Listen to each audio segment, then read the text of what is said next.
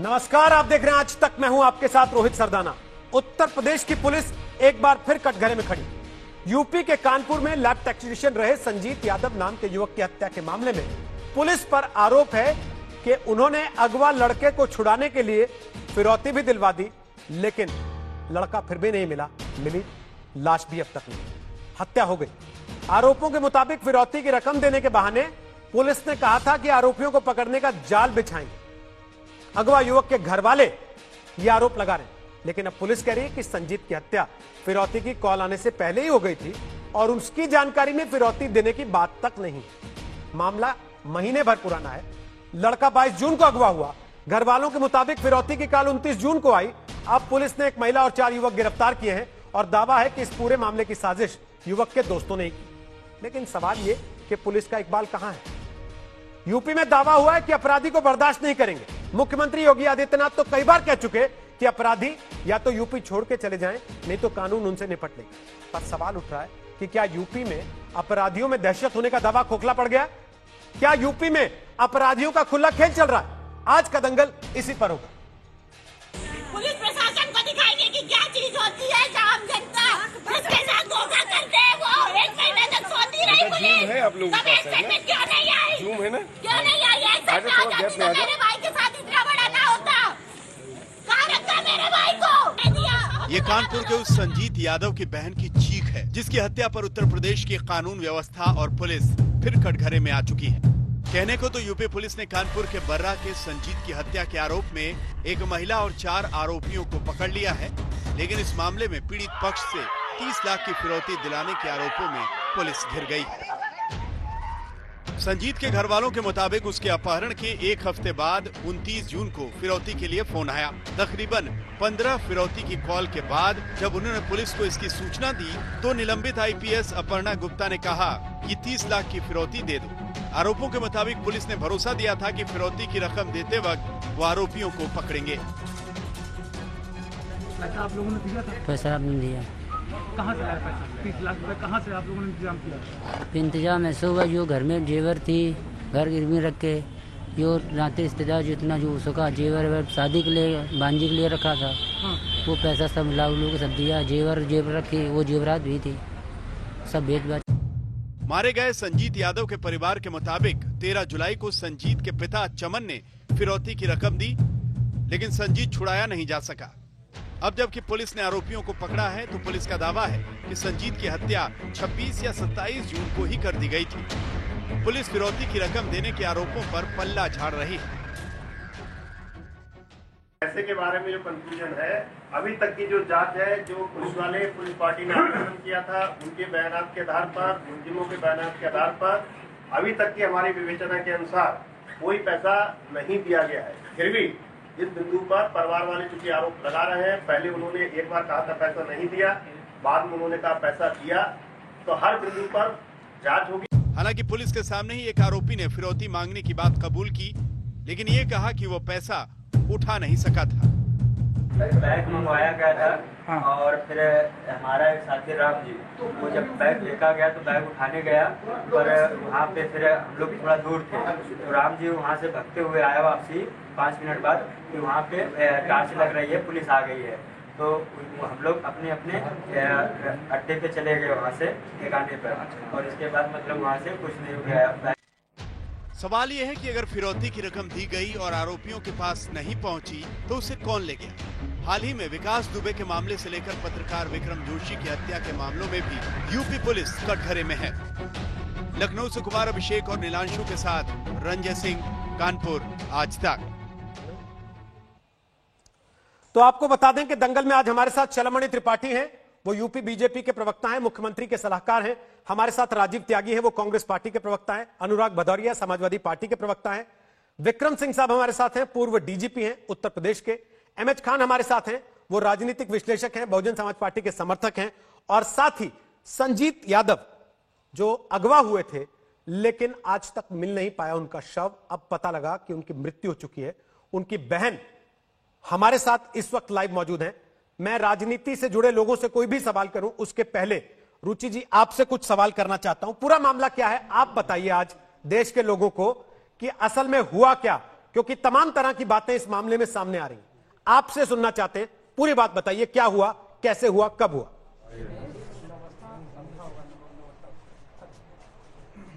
22 तारीख को मेरे भाई का अपहरण हो गया था। 29 तारीख को मेरे भाई की फिरौती की कॉल आई थी। लगातार वो 29 तारीख से कॉल कर रहा था। 13 तारीख को फिरौती का पैसा दिया गया था, 30 लाख रुपए। पुलिस ने व्यवस्था करने के लिए बोला हुआ था, उन्हीं की वजह से व्यवस्था किया था कि वैसे नहीं पकड़ पा रहे हैं तो फिरौती के जरिए पकड़ लेंगे, फिर भी पुलिस नहीं पकड़ पाई। जब हमने बहुत मीडिया में शो करना शुरू कर दिया, तब ज़्यादा से ज़्यादा टीमें लगाकर जानकारी की तो पता चला मेरे भाई की डेथ कर दी गई है।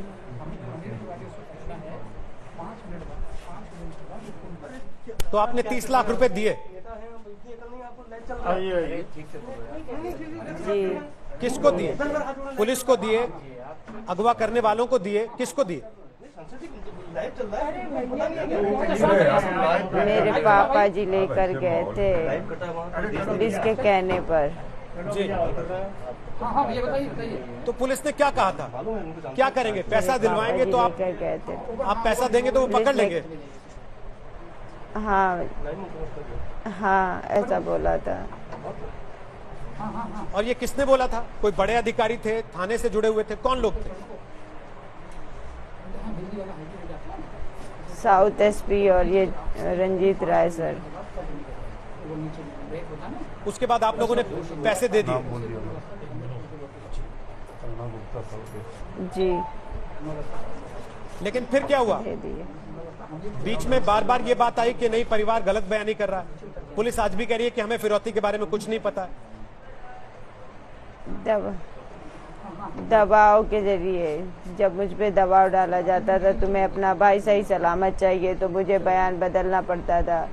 बदला हमने, लेकिन जब मेरा भाई मेरे हाथ नहीं लगा, मैंने पहले भी कह दिया था कि जिस दिन मेरा भाई आ जाएगा उस दिन मैं सारा ब्यौरा बता दूंगी। मैंने सारी मीडिया में ये बोला था।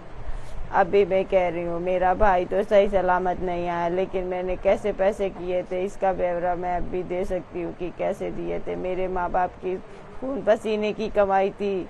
आज तक कि मेरे पापा का कोई रिकॉर्डिंग अपराध भी नहीं है कि किसी के घर में चोरी की है कि डकैती डाली है। मेरे पापा की खून पसीने की कमाई थी वो। कहां से जुटाया आपने इतना पैसा? कितने दिन दिए आपको पैसा जुटाने के लिए? मेरी और भैया की शादी के वो पैसे रखे थे। हमारा मकान किराए पे उठा हुआ है, हमारा खेती का पैसा आता है, हमारी दुकान है, हमारा भैया जॉब करता है, प्लस मम्मी मेरी सिलाई करती है, उससे घर खर्च चलता है। मम्मी ने हमारी गाय पाल रखी है, उससे चलता है। और रहने वाले मेरे घर में 4 लोग थे, हमारा कुछ खर्चा नहीं था। हमारे पापा जी हमारे लिए लगा सरकारी जॉब वाला लड़का देख रहे थे, इसलिए इतना पैसा जुटा के रखा था। मेरे पापा जी कह रहे थे हम दोनों बच्चों की शादी एक साथ करेंगे, अपनी बिटिया के बारात और बच्चे का तिलक। अब पुलिस ने आपको क्या बताया, क्या हुआ है? पूरा केस आज आपने देखा होगा, टीवी पर प्रेस कॉन्फ्रेंस की पुलिस ने।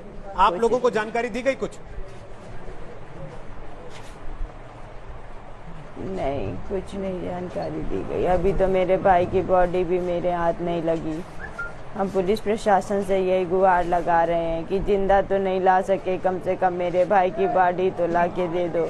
एक बार अपने भाई को देख तो ले, उसके राखी तो बांध दे।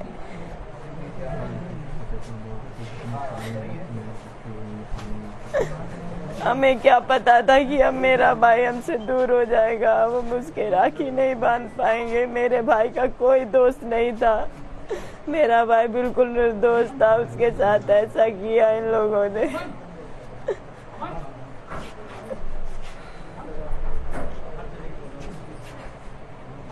रुचि जी, हम समझ सकते हैं ऐसे समय पर बात करना बहुत कठिन है। मेरे लिए आपसे सवाल पूछना भी उतना ही मुश्किल है, लेकिन आपसे सवाल पूछना इसलिए जरूरी है ताकि आपकी बात सबके सामने आए।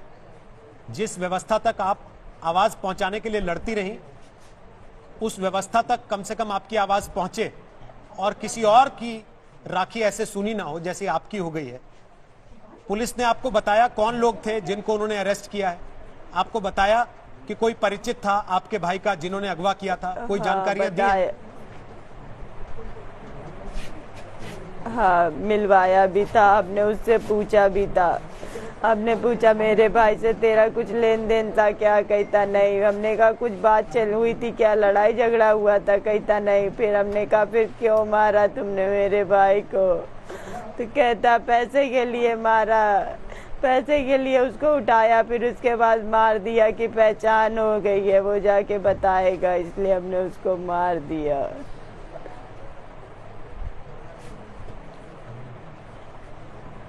आपने मुख्यमंत्री तक, सरकार तक अपनी बात पहुंचाने की कोशिश की?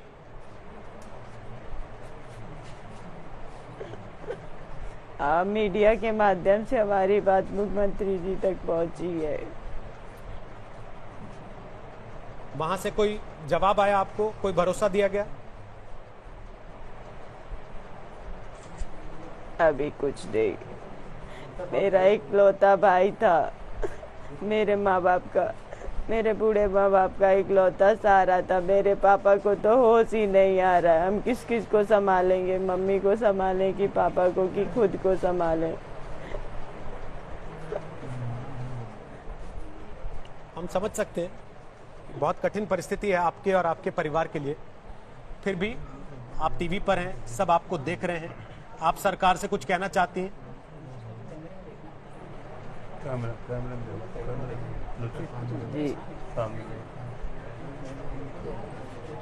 जी कहना चाहते हैं हमारे भाई को न्याय मिले। अभी तक तो मैं अपने भाई के लिए लड़ रही थी कि सुबह आ जाएगा, शाम को आ जाएगा, लेकिन नहीं आया। लेकिन अब मैं चाहती हूँ जिस तरह उन्होंने मेरे भाई को मारा है उसी तरह उनको भी मौत मिले। जिस तरह मेरे भाई का गला दबा के मारा है वैसे मेरे सामने उनकी भी फांसी दी जाए। मेरे भाई की आत्मा को शांति मिले तो वो याद करेगा, उसकी आत्मा को शांति मिलेगी कि मेरी बहन ने मेरे लिए कुछ किया।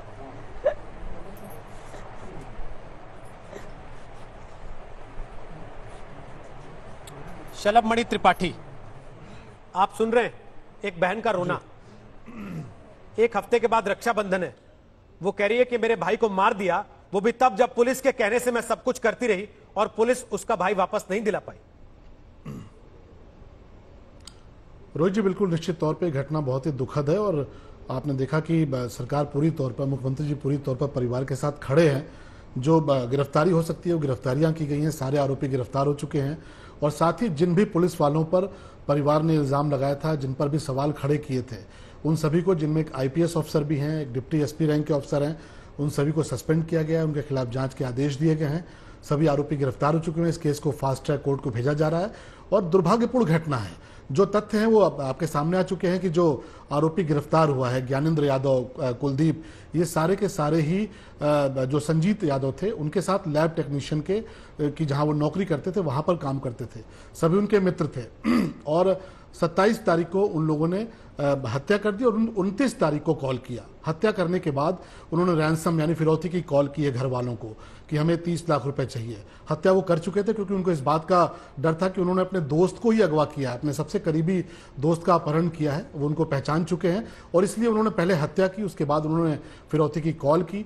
और उस दौरान घर वालों की तरफ से ये कहा गया कि राहुल यादव जो हैं, जिनके साथ कुछ रिलेशन की बात चल रही थी, शादी की बात चल रही थी, घर वालों ने राहुल यादव को नामजद किया और कहा कि राहुल यादव ने ही ये अपहरण किया है। पुलिस ने राहुल यादव को कस्टडी में ले लिया, लगातार पूछताछ होती रही और इस दौरान जो तमाम जो ज्ञानेंद्र यादव जो आरोपी है वो घर वालों के जरिए, दोस्ती के नाते तमाम तरीके से पता भी करता रहा कि पुलिस की एक्टिविटी क्या चल रही है, क्योंकि करीबी दोस्त था, परिवार के लोगों को जानता था, कुछ मित्रों को भी जानता था, पुलिस की सारी गतिविधियों पर नजर रखता रहा और इसके बाद ये गिरफ्तारी की गई है। तब ये सारी बातें सामने आ पाई है कि इन लोगों ने अपने दोस्त को ही अगवा किया। आपने सारी कहानी बता दी सर, लेकिन ये एक बार भी नहीं जिक्र किया शलभ जी कि वो 30 लाख रुपए की फिरौती दिलाने का मामला क्या हुआ?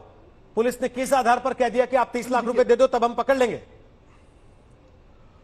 देखिए रोहित, आपने घटनाएं इस तरह की देखी होंगी। बहुत बार इस तरह के ऑपरेशंस में पुलिस डमी बैग तैयार करती है, जैसा कि पुलिस का कहना है। अभी तक का जो पुलिस का पक्ष आया है और इन बहन का भी जो पक्ष आया है, बहन ने पहले एक बार कहा कि हाँ 30 लाख रुपए दिया गया, फिर इनका कहना है कि पुलिस के दबाव में या पुलिस के कहने पर इन्होंने अपना बयान बदला। इनके पिताजी का भी एक बयान पुलिस के पास है जो पुलिस ने दिखाया है कुछ मीडिया कर्मियों को, जिसमें उनके पिताजी कह रहे हैं कि वो नकली नोट थी, और फिर ये परिवार के लोग कह रहे हैं कि नहीं 30 लाख दिया गया। पुलिस का ये कहना है कि इस तरह के ऑपरेशंस में एक डमी बैग तैयार किया जाता है शलभ जी, आप भी पत्रकार रहे हैं के लिए, जिसमें आप भी पहले ये सवाल पूछते रहे होंगे पुलिस से, ये जानते हुए कि पुलिस ऑपरेशंस को कैसे अंजाम देती है और कैसे करवाया जा सकता है चीजों को। क्या आप पुलिस को सही मानेंगे इस मामले में? और अगर मानते हैं तो फिर पुलिस के अफसरों पर कार्रवाई क्यों कर दी है? नहीं, मैं कह तो रहा हूं कि सवाल तो आज भी पूछे जा रहे हैं रोहित जी, सवाल तो हमने भी पूछे, मुख्यमंत्री जी ने भी पूछे, और इसीलिए एक आईपीएस अफसर जिसकी संभवतः पहली पोस्टिंग थी उनको भी सस्पेंड किया गया है। सवालों के घेरे में तो अधिकारी हैं ही, इसीलिए एक एडीजी रैंक का अफसर भेजा जा रहा है। लेकिन पुलिस के भी जो तथ्य हैं आपके सामने, एक आईजी रैंक का अफसर उसने अपना बयान दिया है, जो उनके बयान उनको भी आपको पता है जांच होती है तो दोनों तरफ की बातें आती हैं। उनका यह कहना है कि हमने एक डमी बैग तैयार किया था और एक नीरज तिवारी नाम के जो दुकानदार हैं उनके यहां से कुछ नकली नोट खरीदी गई थी। नीरज तिवारी का भी बयान कुछ मीडिया के आपके चैनलों पर आया है, जिनका ये कहना है कि हाँ हमारे यहाँ से कुछ नकली नोट खरीदी गई थी और एक डमी बैग तैयार किया गया था जिसमें एक मोबाइल डाला गया था जिसके जरिए लोकेशन मिल सके। लेकिन निश्चित तौर पर परिवार के लोग कह रहे हैं, परिवार के लोगों की बात को सच मानते हुए जांच कर रहे हैं। बहुत सारी चीजें हैं, बहुत सी सारी बातें इन्वेस्टिगेशन में आनी है, लेकिन निश्चित तौर पर इस घटना को लेकर जितनी गंभीरता से कार्रवाई हो सकती है, चाहे वो अधिकारी हो चाहे वो पुलिस के कर्मचारी हो। रणजीत राय जो थाना प्रभारी है उसको पहले ही सस्पेंड किया चुका था, उसके खिलाफ विभागीय कार्रवाई के आदेश भी हुए और मुख्यमंत्री जी ने तो यहां तक कहा है कि उसकी अगर परिवार के लोग कहते हैं कि भूमिका उसकी गलत है तो उसके खिलाफ भी आपराधिक मुकदमा दर्ज किया जाए। जो चौकी प्रभारी है जिसको लेकर भी परिवार के लोगों ने कहा उसके खिलाफ भी अगर जरूरत पड़ेगी तो आपराधिक मुकदमा दर्ज करेंगे और जरूरत पड़ेगी तो ऐसे पुलिस के लोग भी बिहाइंड उस दौर में बात कर रहे हैं जहां यूपी के मुख्यमंत्री सरकार में आने के बाद से एक बात पर जोर देते रहे हैं कि अपराधी या तो जेल में होंगे या फिर यूपी छोड़ के चले जाएंगे। लेकिन हम उस दौर में भी बात कर रहे हैं जहां अपराधियों को थाने से बता दिया जाता है और वो 8 पुलिस वालों को मार गिराते, उसके बाद पुलिस एनकाउंटर करके अपनी पीठ थपथपाने की कोशिश करती है कि देखो हमने मार दिया। हम उस दौर में बात कर रहे हैं जहां एक पत्रकार अपनी बच्चों के साथ छेड़खानी की शिकायत लेके थाने जाता है, लेकिन पुलिस जागती तब है जब उस पत्रकार को गोली मार दी जाती है और सवालों के जवाब देने के लिए आपको पकड़ा जाता है। उस दौर में बात कर रहे हैं जहां एक बहन आपके सामने बैठ के रो रही है सर, और आप ये कह रहे हैं कि अभी इसकी जांच कर रहे हैं, पुलिस वालों से पता कर रहे हैं कि 30 लाख थे भी कि नहीं और असली थे या नकली थे। आपको इनके आंसू झूठे लगते हैं? नहीं, मैंने कभी नहीं कहा कि इनके आंसू झूठे हैं। मैं तो कह रहा हूं कि इनकी बात को, अगर आपने बात सुनी मेरी सुनी हो तो मैंने कहा कि इनकी बात को सच मानते हुए, लेकिन अगर जांच होती है रोहित भाई, आपने मुझे यहां भी बैठाया है और भी पार्टियों के प्रवक्ता हैं, सभी को बैठाया है, तो अगर जांच होती है तो अगर आप कहिए तो सिर्फ ठीक है, इनकी बात को लेकर हम आगे बढ़ जाते हैं। फिर तो जांच की मांग आप भी करते हैं, जांच की मांग तो बहुत से लोग करते हैं कि जांच होनी चाहिए। तो मैंने कहा कि एडीजी रैंक के ऑफिसर को भेजा गया, जांच कोई प्रभावित न कर सके इसलिए एक आईपीएस ऑफिसर को सस्पेंड किया गया, एक डिप्टी एसपी को सस्पेंड किया गया, 2 इंस्पेक्टर्स को सस्पेंड किया गया, किसी भी तरह की जांच में कहीं कोई गड़बड़ी न कर सके इसके लिए कार्रवाई की गई। मैंने ये भी बताया कि पुलिस वाले जिनकी भूमिका को लेकर मुख्यमंत्री जी ने कहा है, जैसा कि आपने विकास दुबे केस का भी जिक्र किया, आपको पता है कि उसमें 2 पुलिस के अफसर जेल गए हैं, उनको जेल भेजा गया है और सबसे ज्यादा जेल भेजा हमने लगातार जिस तरह के जो कर्मचारी, इस तरह के जो भ्रष्टाचारी रहे हैं उनको जेल भेजा है। कहीं ना कहीं व्यवस्था में कुछ कमियां हैं, हम तो इस बात को कह रहे हैं। और ये दुर्भाग्यपूर्ण है कि आपने पिछले दिनों देखा होगा कि कानपुर में जो घटना हुई, जो बिकरू कांड हुआ, किस तरह पुलिस के लोग उसमें कुछ थे। हम ये नहीं कह सकते कि सभी के सभी इस तरह के खराब लोग हैं, लेकिन एक व्यवस्था में कुछ खराबियां मिली हैं, कुछ खामियां मिली हैं। और आज उत्तर प्रदेश में अगर 123 अपराधियों का एनकाउंटर हुआ है, दुर्दांत अपराधी मारे गए हैं, 1400 से ज्यादा अपराधी अगर जेल में है, मैं तो कहता हूं कि आप इतिहास उठाकर देखिए, उत्तर प्रदेश में 3 सालों के भीतर, 3.5 सालों के भीतर क्या इतने ज्यादा अपराधी कभी मारे गए? क्या मुख्तार अंसारी जैसे अपराधी कभी जाके सुप्रीम कोर्ट में जाकर उन्होंने गुहार लगाई कि हमारी जान बचाइए, हम उत्तर प्रदेश मत जाने दीजिए, हमें पंजाब रहने दीजिए? क्या अतीक अहमद जैसे जो तमाम दागी थे वो जाके सुप्रीम कोर्ट में मानवाधिकार की दुहाई देते हैं? तो सरकार अपना काम कर रही है, लेकिन ठीक है, चुनौतियां आती हैं। शलभ जी, यहीं दिल्ली के बगल में जी जेल में पड़े अपराधियों के परिवार वाले आपकी पार्टी के नेताओं के साथ घूमते हुए तस्वीरें खिंचाते चुनाव की तैयारियां करते नजर आते हैं सर, उसका भी आप ही को जवाब देना पड़ेगा। लेकिन उसके पहले मैं जरा रुचि जी से एक सवाल पूछना चाहता हूं। रुचि जी, आप कुछ कहना चाहती हैं? शलभ मणि मुख्यमंत्री के सलाहकार हैं, आप इनसे जो कहेंगी वो सीधे मुख्यमंत्री तक जाएगा। आप बोल सकती हैं जो बोलना चाहें, बिना डरे, बिना किसी दबाव के। मैं मुख्यमंत्री जी से कहना चाहती हूँ, अब मेरा कोई सहारा नहीं है। मेरा इकलौता भाई था कमाने वाला, वो भी चला गया। पापा के हाथ पैर काम नहीं कर रहे। कैसे क्या होगा। जो पैसे थे वो भी चले गए। वो तो कह रहे नकली नोट थे। रुचि जी, कौन कह रहा नकली नोट थे? किसी इंसान के लिए उसका बच्चा कीमती होता है कि पैसे कीमती होते हैं? बताइए, आप अपने से सोच लीजिए। किसी इंसान के लिए पैसा कीमती होता है? जिंदगी भर किसके लिए वो कमाता है? जब बच्चे पे बात आती तो इंसान कह देता है भैया पैसे ले लो, बच्चा मेरा दे दो। तो नकली नोट हम क्यों देंगे? मेरे घर में क्या मशीनें चल रही थी जो नकली नोट हम छाप रहे थे? जो करना था वो तो पुलिस कर नहीं पाई। अब ये आरोप क्यों लगा रही है? हमने तो कभी नहीं कहा कि ये पैसे हमें दे दे। हम तो यही गुहार लगाते रहे कि मेरा भाई दे दे, हमें पैसे नहीं चाहिए। हम तो यही कहते रहे ना। अब आप क्यों बोल रहे हैं कि नकली है कि असली है? राजीव त्यागी, पुलिस कह रही है पैसे अगवा करने वालों को दे दिए। अगवा करने वाले कह रहे हैं कि हमने तो पुलिस के डर से पैसे लिए ही नहीं। अब जब पुलिस से पूछा गया पैसे कहाँ हैं तो वो कह रहे हैं कि जांच चल रही है। अच्छा, चलिए ठीक है। देखिए ये राजीव जी एक सेकंड, राजीव जी किडनैपर कह रहे हैं हमने पैसे लिए नहीं। सुनिए पहले मेरी बात सुनिए पहले। अभी तक हम आप ही की सुन रहे थे। वो कह रहे हमने पैसे लिए नहीं। उस स्तर पर हमारे पापा जी थे, किडनैपर थे, पुलिस थी। पैसे ऊपर से फेंके गए। क्या हमारे पापा जी ऊपर से कूद के पैसे लेके फिर से आ गए थे क्या ऊपर? वहाँ पे पुलिस थी ना, किडनैपर थे। किडनैपर ने नहीं लिए तो पुलिस ने लिए थे। लिए तो उन्हीं के आदमी ने ना, किसी ने। हमारा तो वहाँ कोई और नहीं था ना। थे तो मेरे पापा ही। आज पुलिस प्रशासन मेरे ऊपर ऑब्जेक्शन लगा रही है। शुरुआत से अगर इतनी सख्त होती तो हमने अपना भाई ना खोया होता। मैं सबके दरवाजे गई, सबसे मैंने गुहार लगाई। आज मेरा कोई सहारा नहीं बचा है।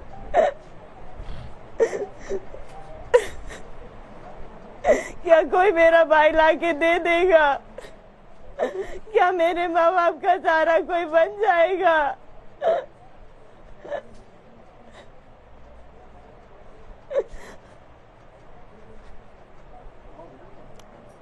ये बात सच है रुचि जी, आपका भाई अब लौटाया नहीं जा सकता। लेकिन यकीन मानिए इस देश के जितने लोग इस समय आपको देख रहे हैं, सुन रहे हैं, वो सब आपके साथ खड़े हैं। इस इंसाफ की लड़ाई में हम आपके साथ खड़े हैं। आपकी आवाज वहां तक पहुंचा रहे हैं जहां तक आवाज आप पहुंचाने के लिए अब तक लड़ रही हैं।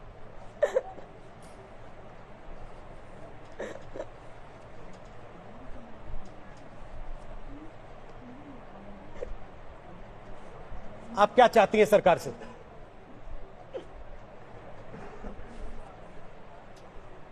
सरकार हमारी मदद करे और नहीं कुछ चाहते। पहले तो मेरे भाई को न्याय मिले, वो दोषियों को फांसी दी जाए, उन्हें आजीवन कारावास नहीं, उन्हें फांसी दी जाए जिस तरह उन्होंने मेरे भाई को मारा है। पहली शर्त तो मेरी यही है। हम अपने भाई का बदला लेना चाहते हैं। जिस तरह उन्होंने मारा है ऐसा ही वो मेरे सामने वो मारे जाए। उस दिन हम सोचेंगे हाँ मेरे साथ इंसाफ हुआ है। उस दिन मेरे भाई की आत्मा को शांति मिलेगी। मेरा भाई कितना तड़पा होगा, किसको याद किया होगा।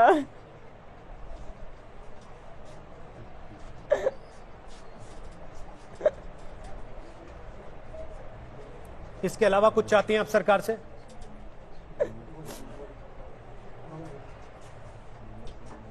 उसके अलावा सरकार खुद ही समझदार है कि उनका एकलौता सहारा था कमाने वाला, बचा नहीं है। अगर सरकार सोचेगी मेरे बारे में तो सोच लेगी। इस समय हम दुख की घड़ी में कुछ कह नहीं सकते। लोग कहेंगे स्वार्थी है, भाई गया है तो वो अपनी अपील कर रही है। हम ऐसा कुछ नहीं चाहते हैं।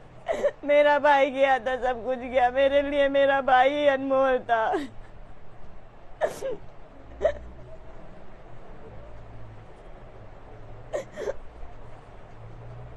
ठीक रुचि जी, मुझे यकीन है कि जो आपको सुन रहे हैं यहाँ बैठे पैनल पर सारे नेता, वो आपकी बात को समझ भी रहे हैं। राजीव त्यागी, अब अपनी बात रखिए, उसके बाद अनुराग भदौरिया और विक्रम सिंह साहब आपके पास आऊंगा।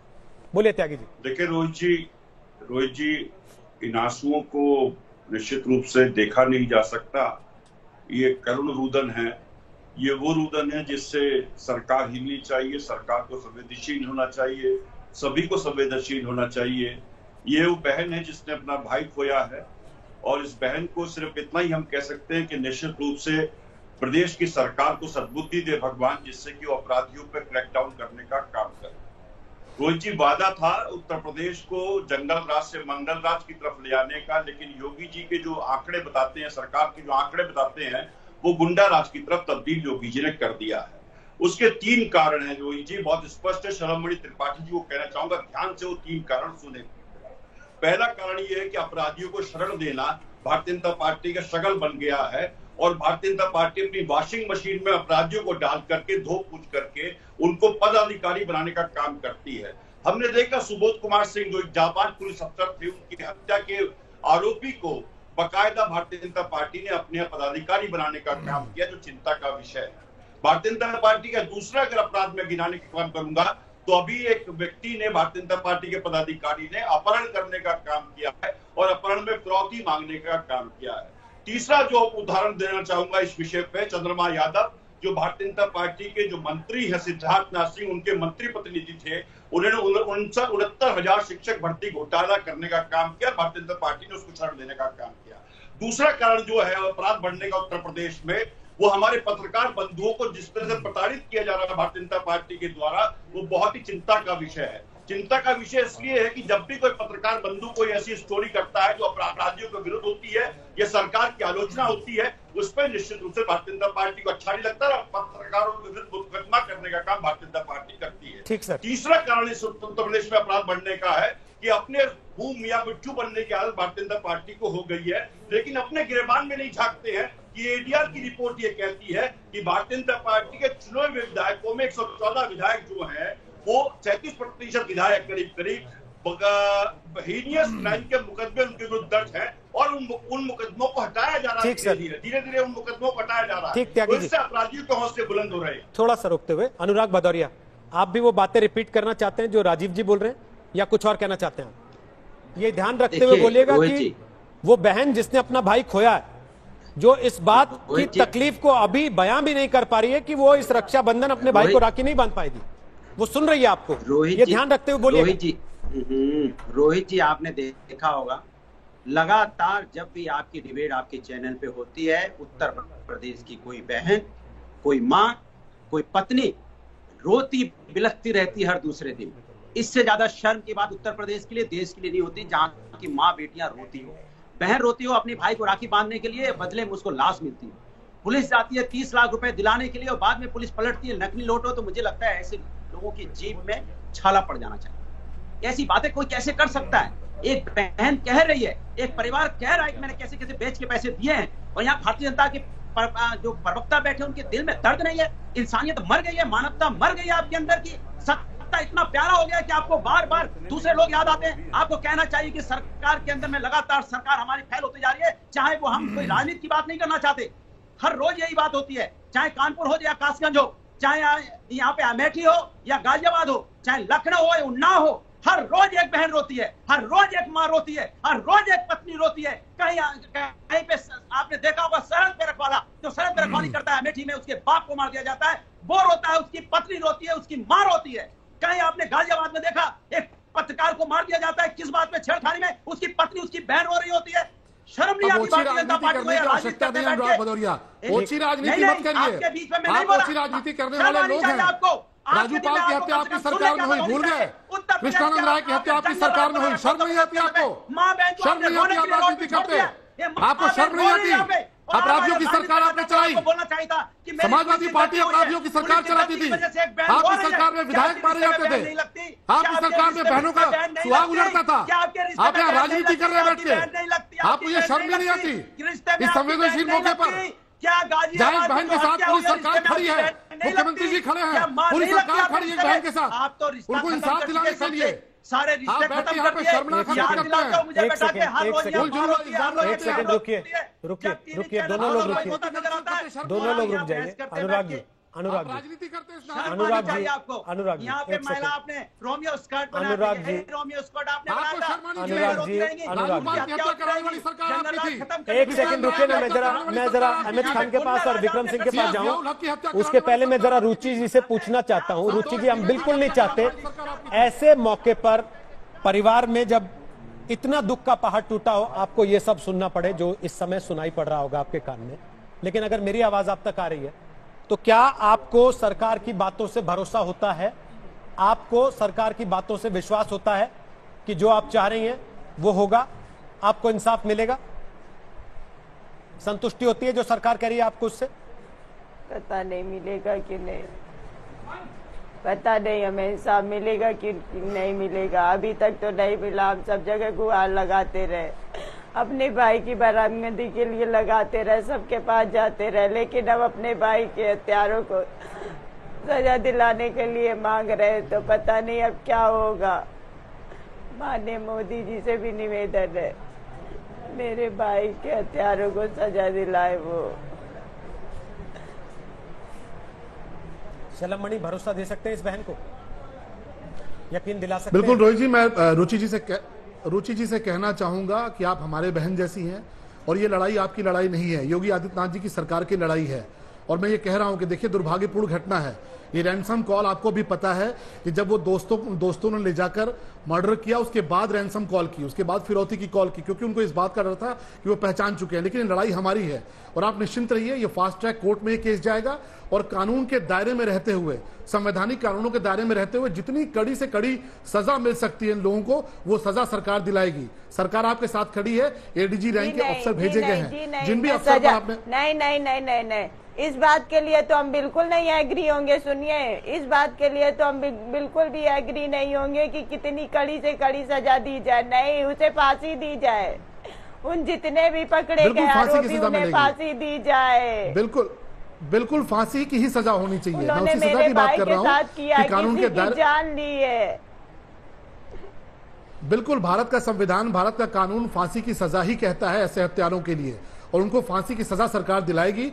फास्ट ट्रैक कोर्ट में इस पूरे केस को भेजा जा रहा है। फास्ट ट्रैक कोर्ट में ये केस चलेगा। सारे आरोपी गिरफ्तार हो चुके हैं। मीडिया के समक्ष भी और आप सबके समक्ष भी रात में पुलिस ने आप सबके सामने उनका सामना कराया था। उन्होंने अपना गुनाह कबूल किया है, अपना जुर्म कबूल किया है। कोर्ट के सामने भी उनके बयान को लेकर जा रहा है और फांसी की सजा सरकार उनके लिए मांगेगी, उनको दिलाएगी। ये लड़ाई अब आपकी लड़ाई नहीं है, ये सरकार की लड़ाई है। आप विश्वास रखिए, निश्चित तौर पर आपका जो नुकसान हुआ है, आपकी जो क्षति हुई है, वो क्षति अपूरणीय है। उसकी कोई भरपाई नहीं कर सकता। लेकिन ये लड़ाई सिर्फ आपकी लड़ाई अब नहीं है, ये हमारी लड़ाई है, सरकार की लड़ाई है। और ऐसे हर अपराधी के साथ, ऐसे हर क्रिमिनल के साथ जो इस घटना में शामिल रहा है, आपने उनके सबके चेहरे देखे हैं, वो सभी गिरफ्तार होकर आज जो प्रेस कॉन्फ्रेंस हुई है उसमें सबने आपने देखा है, उनके खिलाफ निश्चित तौर पर पैसा भी चला गया, बेटा भी चला गया।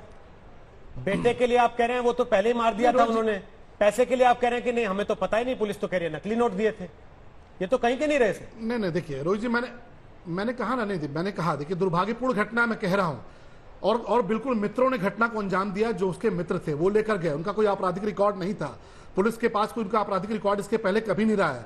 जिस राहुल यादव पे इल्जाम लगाया गया, पुलिस ने उसको पहले दिन दबोच लिया, उससे लगातार पूछताछ हुई। और ये जो दोस्त थे वो लगातार गुमराह करते रहे कि नहीं इनको पकड़ो उनको पकड़ो। और बाद में जब पकड़ के आए तो पूरा केस सामने आया कि दो बहुत खास दोस्त थे जो लैब टेक्नीशियन की नौकरी करते थे, उन्होंने इस घिनौनी घटना को अंजाम दिया। निश्चित तौर पे मैं ये कह रहा हूं कि परिवार के लिए दुख का पहाड़ है, परिवार के लिए अपूरणीय क्षति है। कोई भाई को वापस नहीं कर सकता। लेकिन आप जानते हैं कि ऐसी स्थिति में हम निश्चित तौर पर कानून में हम सबका विश्वास है, न्यायपालिका में हम सबका विश्वास है और फांसी की सजा ऐसे अपराधियों को होनी चाहिए। सरकार उनके लिए लड़ेगी। ये लड़ाई रुचि जी को नहीं लड़नी है, ये लड़ाई सरकार को लड़नी है, ठीक है, हमारे सरकारी वकीलों को लड़नी है, उम्मीद करता हूं आप जो कह रहे हैं सजा उनको होकर रहेगी। उम्मीद करता हूं आप जो कह रहे हैं वो अदालत में दिखाई देगा जब सरकार का स्टैंड होगा, पुलिस का स्टैंड होगा इस मामले में, और उन बातों को सबूतों के तौर पर सामने रखा जा सकेगा। एमएच खान साहब, लेकिन इन घटनाओं से पुलिस के इकबाल पर तो सवाल उठ रहे हैं ना। एक के बाद एक ऐसे मामले सामने आ रहे हैं जिसमें बार बार पुलिस खुद कटघरे में, तो लोगों का भरोसा किस पर रहेगा फिर? एमएच खान। रोहित जी सही कह रहे हैं। सबसे पहले तो मैं संजीत यादव के परिवार की संवेदना व्यक्त करता हूं और उनके साथ इस दुख की घड़ी में खड़ा होना चाहता हूं। देखिए, हर बार ये बार घटनाएं होती हैं, बार ये चीजें आती हैं और कहा जाता है जांच कर दिया गया, सस्पेंड कर दिया गया। ये घटनाएं होती क्यों हैं, ऐसा होता क्यों है। हमने पहले भी आपके डिबेट पर यह सवाल उठाया था कि जब विकास दुबे का मामला चला था तो 35 पुलिस वाले उनका साथ छोड़ के भाग गए थे। उन पुलिस वालों के खिलाफ कोई कार्रवाई नहीं, ये पुलिसिया नाकामियां है, ये पुलिस के तरफ से ये सारी नाकामियां हैं। और 35 पुलिस वाले वो भी आज भी वही कानपुर में हैं और आईजी डीआईजी भी कानपुर के जो है वो बरकरार हैं।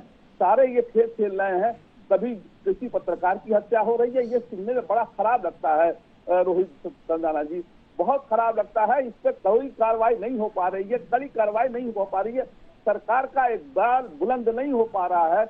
बहुत अफसोस के साथ कहना पड़ रहा है मुझे कि रोज रोज ये घटनाएं जो होती हैं ये बड़ी शर्मनाक घटनाएं हैं। जान जाती है, औरतें बिलखती हैं, बहन बिलखती है, माँ बिलखती है, लोग तो रोते परेशान है। हर आदमी आज की डेट में, रोहित जी मैं बता दूं, थाने में जाने के लिए शरीफ आदमी को हिम्मत जुटानी पड़ती है कि कहीं दरोगा गाली ना बक दे, कहीं दरोगा बेइज्जत ना कर दे। एक बार पुलिस का बुलंद करने की जरूरत है और इसमें सख्त से सख्त कार्रवाई की जरूरत नहीं है। जितने पुलिस वाले इसमें इन्वॉल्व हैं उनको बर्खास्त करिए आप। सस्पेंड करना कोई सजा नहीं है, सस्पेंड कर देने से कुछ नहीं होता है। 1 महीने के बाद फिर बहाल कर देंगे आप। अगर आप 2-4 नमूना पेश कर देंगे तो हमको लगता है कि पुलिस वाले भी अब इस काम में लग जाएंगे कि हमको जनता को न्याय दिलाना है। हर वक्त पुलिस वाले कभी घूस ले रहे हैं, कभी पैसा ले रहे हैं, कभी किसी को गवाह बना दे रहे हैं। अब देखिए इसमें भी अगर चार्जशीट सही लगाई गई तभी उसको फांसी हो सकती है। अगर पुलिस वालों की मिली भगत है इसमें, ठीक है, तो पुलिस वाले चार्जशीट सही नहीं लगाएंगे। अब बोलिए विक्रम सिंह साहब, गलत लगाएंगे, मुकदमे गलत लगाएंगे। बोलिए विक्रम सिंह साहब, एक के बाद एक ऐसे मामले आ रहे हैं जिसमें सवाल बार बार पुलिस पर उठ रहा है और हर बार सरकार ये कह रही है कि हमने सस्पेंड कर दिया, हम तो जांच कर रहे हैं। क्या पूरा पुलिस सिस्टम ऐसा है कि उसमें भांग घुली हुई है? रोहित जी, मेरा आपको परामर्श होगा कि आप अपने प्रोग्राम में अब एक बार के 1 महीने पहले आपने इस प्रोग्राम में कहा था कि ये होने वाला है। फ्यूचर टेंस में हमारे राजनीतिक मित्र आकर के आश्वासन देते हैं कि 1 महीने पहले आपने ये आश्वासन दिया था और अब तक आपने क्या कार्रवाई की। वर्तमान में इस पूरे प्रकरण में भयावह और आपराधिक त्रुटियां हैं जिसको अगर गिनाना शुरू करूं, अपराध के पंजीकरण से लेकर के नोट जो नकली हो असली अगर फेंके गए तो असली नोट कहाँ चले गए। ये इस तरह की भयावह कुछ चीजों में कम से कम एमएच खान साहब ने जो एक इंगित किया है, जैसे कौवा मार के टांगने वाली बात है, कम से कम अब तो इनका डिसमिसल होना चाहिए। ये लापरवाह पुलिसकर्मी जिन्होंने आपराधिक इनडिसिप्लिन और लापरवाही दिखाई है, ये कह रहे हैं कि हमने नकली नोट थे तो असली नोट गए कहाँ, कौन खा गया। ये पूरी तरीके से शक की सुई पुलिस वालों के ऊपर जा रही है। उन्होंने सिपाही की ड्यूटी लगाई थी, पूरे प्रकरण में रहे सिपाही। ये इतने महत्वपूर्ण प्रकरण में सिपाही देखेगा। और हमारे जो पूर्व थाना अध्यक्ष महोदय थे वो केवल फोन से डायरेक्शन दे रहे थे। ऐसे अपहरण के प्रकरण में गेस्टेड ऑफिसर की जिम्मेदारी होती है कि उसमें जाकर के पूरा सुपरविजन करे। और ऐसा आपने जाल फेंका कि वो जाल क्या देखा कि वो ऐसी मशाल लेके चले कि जो रोशनी थी वो भी चली गई। लेकिन विक्रम सिंह साहब, जब योगी जी की सरकार आई उन्होंने कहा कि ठोक देंगे अगर कोई मानेगा नहीं तो, उसके बावजूद अपराधियों में कोई खौफ नहीं है। वो कह रहे हैं हमने 123 एनकाउंटर कर दिए, उसके बावजूद कोई डरता नहीं है। गौर से सुने, योगी जी की नियत और आदेश बिल्कुल स्पष्ट है, लेकिन नीचे वालों को जब आदी हो गए हैं रिश्वत लेने में और भ्रष्टाचार में, वो योगी जी के आदेश को भी एक कान से सुन के दूसरे कान से निकाल रहे हैं। शलभ बड़ी जी, मैं आपसे निवेदन करना चाहूंगा, पुलिस के मेरे जो अनुभव है इसको जरा जाके देख ले। जो लोग अपने पाप से आपकी छवि को धूमिल कर रहे हैं, योगी जी के ऊपर कीचड़ उछल रहा है, कम से कम उनकी कुर्बानी आज प्रदेश मांग रहा है, उनको कुर्बान कर दीजिए। अच्छी नसीहत अगर खान साहब की तरफ से भी आती, मेरी तरफ से आती है, उस पर गौर जरूर करेंगे, ये मेरा विश्वास है। क्योंकि अब इनकी अगर कुर्बानी नहीं दी आपने तो पुलिस की जो प्रतिष्ठा विश्वसनीयता थी वो तार तार होने वाली है। दूसरी से आपने मुठभेड़ की, रोहित जी, केचुए कॉकरोच मारने से जंगल में इम्पैक्ट नहीं पड़ता है। जो मैन ईटिंग टाइगर है उसका एनकाउंटर कीजिए, बड़े बड़े जो शातिर अपराधी उनका कीजिए। आपकी बात पे मैं शलभ मणि से कमेंट दूं, उसके पहले राजीव त्यागी कुछ कह रहे हैं। राजीव जी, छोटा सा समय कम है, बोलिए फटाफट। देखिए, बहुत छोटा सा कमेंट मैं करना चाहूंगा। मैंने विक्रम सिंह साहब को सुना, विक्रम सिंह साहब ने कहा कि नीचे के मातहत अधिकारी रिश्वत लेके छोड़ रहे हैं। सिस्टम किसके पास है, सरकार किसकी है? Yogi ji chief minister, system उनके पास, सिस्टम उनको दुरुस्त करना पड़ेगा। जिस तरह का कानपुर का यह हादसा है, ठीक उसी तरह से गाजियाबाद में 26 जून से विक्रम त्यागी नामक नवयुवक की अपहरण हो चुका है। 27 जून को उसकी गाड़ी की बरामदगी हो गई है उसका पूरा परिवार गाजियाबाद में आज भी घर के बाहर धरने पे बैठा है और भारतीय जनता पार्टी के यहाँ से सांसद भी हैं जो कि मंत्री हैं, केंद्र में 4 विधायक हैं, कोई उनकी सुध लेने वाला नहीं है। पुलिस की ढिलाई ठीक वैसे ही है जैसे कानपुर के अपराध में थी। मैं पूछना चाहता हूँ भारतीय जनता पार्टी के अपने मित्र से ये बताएं कि भारतीय जनता पार्टी के मित्र बताएं, आपका वादा था जंगलराज से मंगलराज में करने का, लेकिन आपने तो 2018 की जो एनसीआरबी की रिपोर्ट है उसके अनुसार उत्तर प्रदेश में सबसे ज्यादा अपराध हैं, सबसे ज्यादा महिलाओं के विरुद्ध अपराध हैं, सबसे ज्यादा दलितों के विरुद्ध अपराध हैं और सबसे ज्यादा अवैध हत्या रखने शलभमणि फटाफट एक जवाब दीजिए, फिर रुचि जी से सवाल।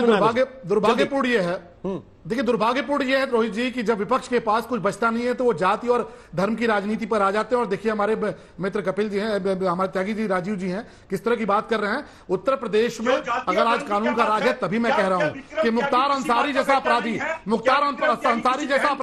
जाकर सुप्रीम कोर्ट में अपनी जान की गुहार लगाता है। राजीव जी, अतीक अहमद जैसा अपराधी आज सुप्रीम कोर्ट में जाकर अपनी जान की गुहार लगाता है। आज अपराधी उत्तर प्रदेश में या तो जेल जा रहे हैं या तो उनके साथ पुलिस कड़ाई से निपट रही है। आज उत्तर प्रदेश में खौफ अपराधियों के भीतर आप किसी एक घटना को लेकर अच्छी राजनीति मत करिए। आप जाति की राजनीति कर रहे हैं, आप धर्म की राजनीति कर रहे हैं। कभी आप एक जाति को जगाते हैं, कभी आप एक धर्म को जगाते हैं। झगड़ा मत कीजिए। मैं आप लोगों की आवाज रोकते हुए जरा रुचि जी के पास जा रहा हूं। हम आमतौर पर जब कभी कोई ऐसा व्यक्ति कार्यक्रम का हिस्सा होता है, बहुत देर उनके साथ उनको बातचीत के लिए रोकते नहीं। रुचि 1 घंटे रही पूरे इस कार्यक्रम में, ताकि वो देख सके, सुन सके और पूरा देश उनको देख सके, सुन सके। रुचि 1 घंटे इन सारे नेताओं को सुनने के बाद, सरकार की बात सुनने के बाद, आपको यकीन होता है, थोड़ा आपको सांत्वना मिलती है, आपको भरोसा मिलता है, आपको लगता है कि आप इस लड़ाई में अकेली नहीं है?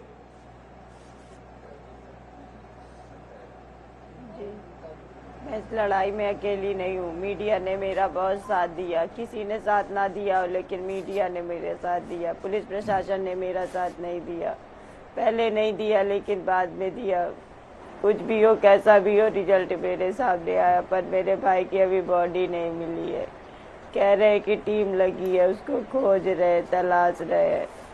अभी भी इस उम्मीद में मैं बैठी हूँ कि मेरे भाई की बॉडी आ जाएगी, उसकी कलाई देखने को मुझे मिल जाएगी। एक लास्ट बार मैं उसके कलाई पर राखी तो बांध लूंगी। मेरी लाइफ से तो वो चला गया।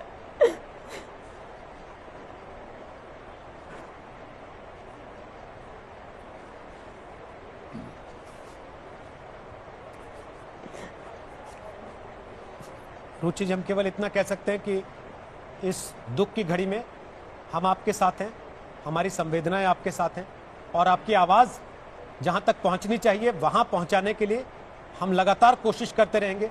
आपकी इस इंसाफ की लड़ाई में आपके साथ खड़े रहेंगे। बहुत बहुत शुक्रिया आप सबका दंगल का हिस्सा बनने के लिए। और अब जरा राजस्थान लेकर चल रहे हैं। अशोक गहलोत राजस्थान के मुख्यमंत्री क्या कह रहे हैं, सुन लेते हैं।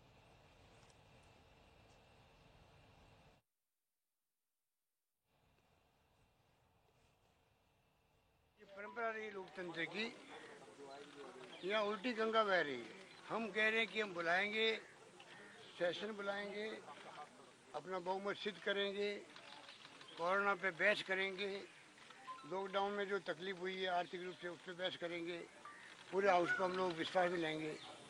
पहले भी हमने 21 घंटे वीडियो कॉन्फ्रेंसिंग करी थी तमाम विधायकों के साथ में, चाहे पक्ष के थे चाहे विपक्षी थे। कई अच्छी राय आई थी, उनको हमने माना था। यही परंपरा होती है। हमारे संवैधानिक मुखिया है राज्यपाल महोदय, हमने जाके रिक्वेस्ट करी है। मुझे कहते हैं संकोच नहीं है कि बिना ऊपर के दबाव के वो इस फैसले को रोक नहीं सकते थे, क्योंकि कैबिनेट का फैसला में बाउंड होते हैं राज्यपाल महोदय कि हमें किसी भी रूप में उसको मानना है और असेंबली सेशन बुलाना है। कुछ क्वेरी जो होती है मान लीजिए उनकी, तो वो म्यूचुअली बात करके सरकार के साथ में कल रात को ही मैंने को निवेदन किया, कुछ आपकी क्वेरी भी है तो आपके secretary to governor, secretary to CM से बात करके वो क्वेरी हम लोग सॉल्व कर सकते थे। क्या कारण है कि आपने कल उसको फैसला नहीं सुनाया। आज हमने फिर निवेदन किया है कि आप कृपा करके जल्दी से जल्दी इस फैसले को सुनाएं, जिससे कि पूरे प्रदेश की जनता इंतजार कर रही है कब फैसला आए, कब हमें शांति मिले। लोगों में बहुत आक्रोश भी है कि इतने दिन से कोई होटलों में बैठे हुए हैं, कोई हमारे साथी गए हुए वहाँ पर हरियाणा के अंदर बंधक बनाए हुए हैं। हमने तमाम विधायकगणों को कहा है कि हमें गांधी जी के बताए हुए रास्ते पर, महात्मा गांधी के बताए हुए रास्ते पर चलना है।